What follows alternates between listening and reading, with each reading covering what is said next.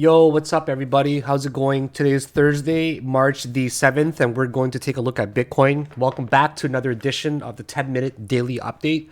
My name's Phil. If you don't know me, thank you very much for following me. I appreciate it. I'm here to give you a 10-minute daily update on all of the entire crypto market cap and especially Bitcoin as well. I've been in the game for about 9 years now, been through two major bull markets, have made a little bit of money over that 9 years, learned a lot, lost a lot, but won even more.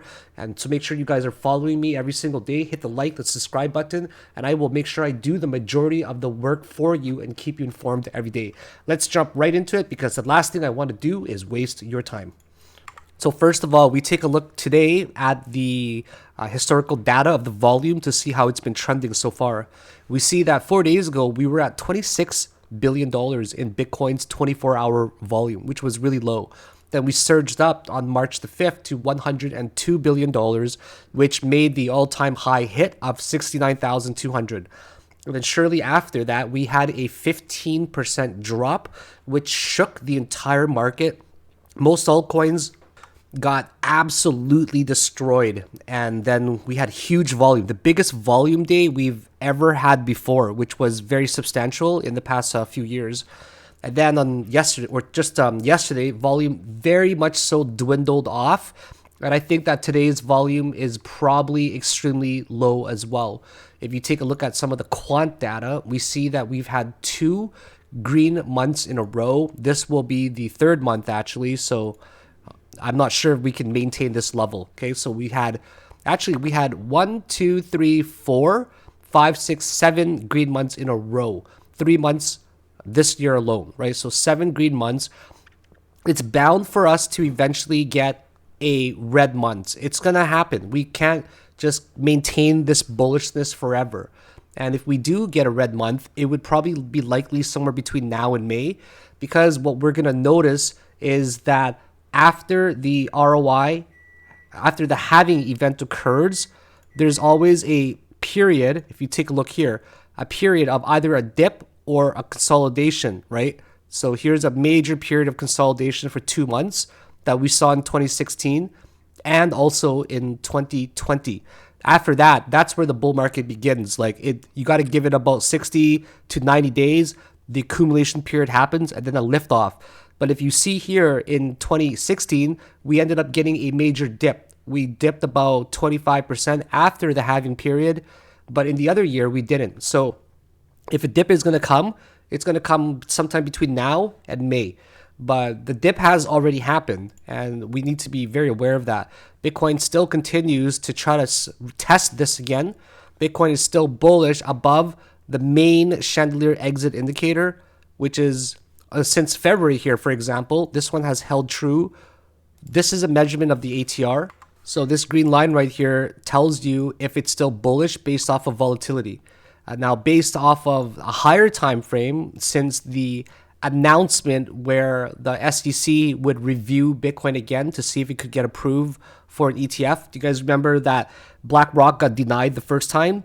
And then they appealed it, and then they were given suggestions on how to get approval, which is a very strong note to say that, yeah, you're probably going to get approved if we tell you how you can. And that's why since October there, we had this massive rally. So if we take a look on the ATR, which is a measurement of the volatility in the market, we see that the volatility has actually held very true, being bullish above this green line so far. When you see this type of price action on a very high time frame at a very top near a major resistance, it's never a good thing. It means that the bulls, or it means that the bears have tried to push to the downside. Despite the bulls defending and pushing back up, this is a hammer candle at the very top, and based off of price action, it means that the bears are now trying to regain pressure. It doesn't mean we're going to 100% drop though. I mean, in my opinion, it's more likely that we're going to hover here somewhere between like 60,000, 70,000, more so like above the bullish sentiment. Okay, I would say around 63K based off of the 8-hour ATR that has held since this last rally.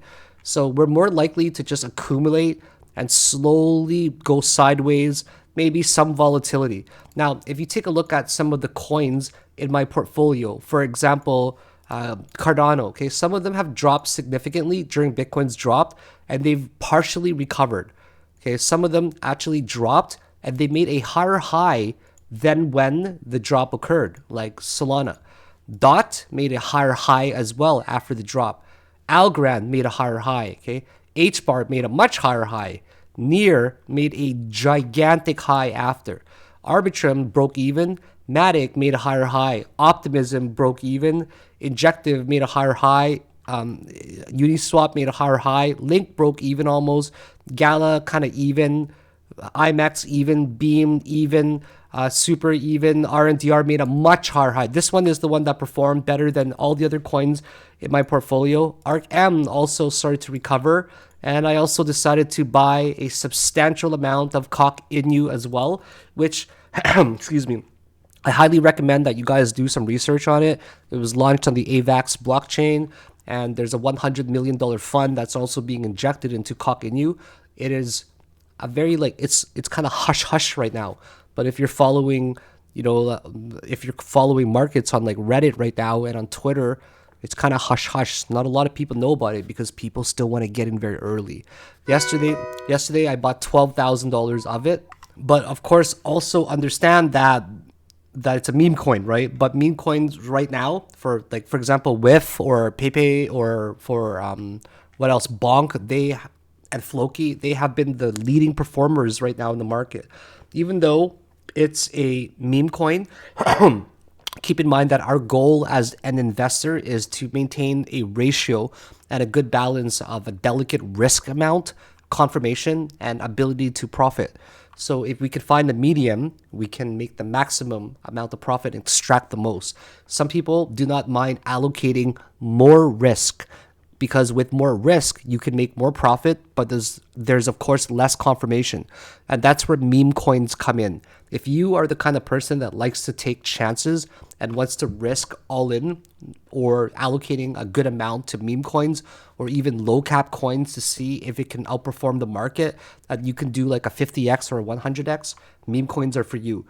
And some people invest in, for example, below top 300, maybe top 500, top 1,000 coins to see that next 100x or 1,000x. For me, I'm not like that. That's why my portfolio is heavily diversified into the top 100.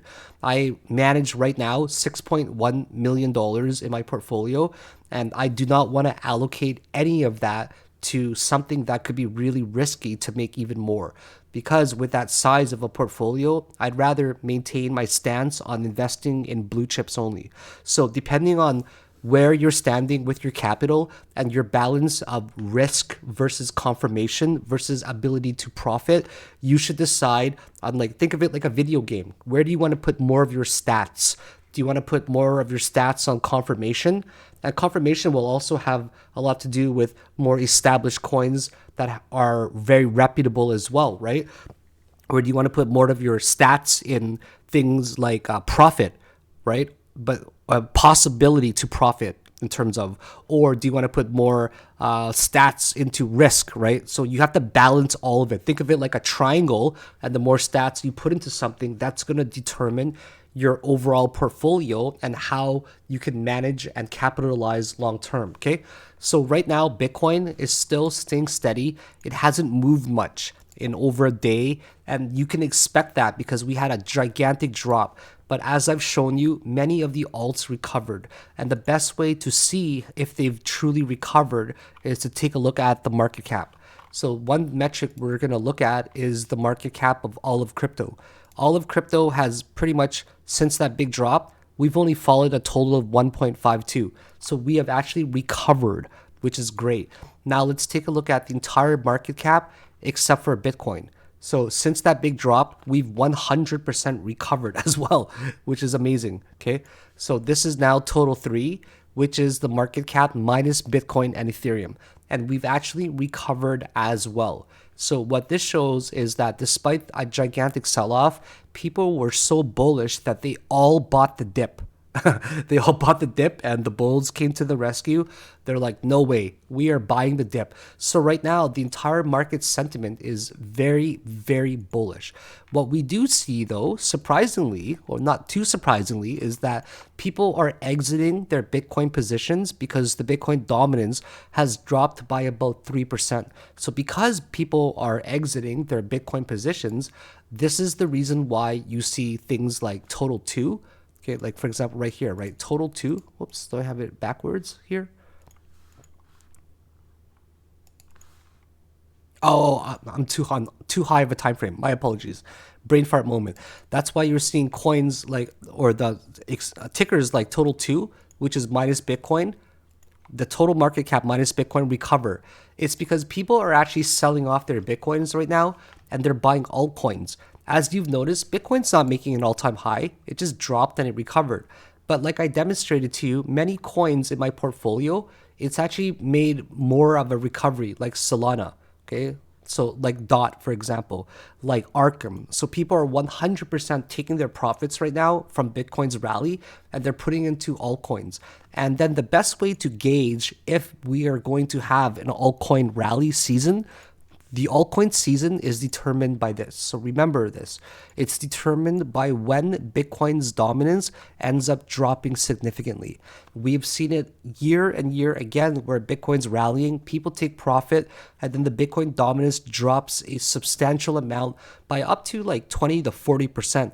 And then they put it into the altcoins. And that's where most of the money is made. So that's about it. I'm going to summarize everything for you guys today. Excuse me. No editing, one straight take. So Bitcoin hit 69K with the highest volume we've ever seen because it hit the all-time high. It found a lot of resistance. A lot of people took profit because it is the all-time high. Okay. The market dropped 15% recently. Everything dropped about 15 to 20% in terms of altcoins. But everybody bought on a dip. And because they bought on a dip and they were so bullish, not only did the altcoins recover, but they made higher highs as well. So people were like, nope, this is probably very bullish. I'm going to keep buying my coins. So the market cap ended up staying the exact same after the big dump.